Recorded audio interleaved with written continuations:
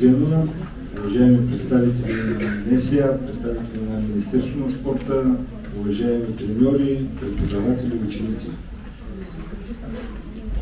Част съм от това спортно училище и винаги съм се чувствал част, нищо, че тук попаднах в далечната 80-та година.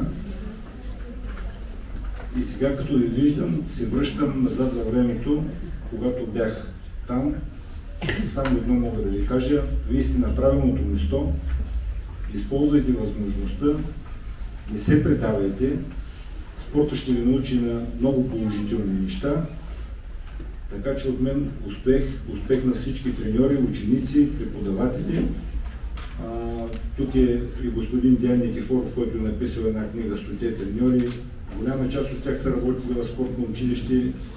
Има други книги, които е написал за спортистите на Пловдив, които също не са малко и там също една много голяма част е плод на спортно училище. Така че аз мога да ви гарантирам, че вие сте на правилното место. Успех на всички и ще се радваме на вашите успехи.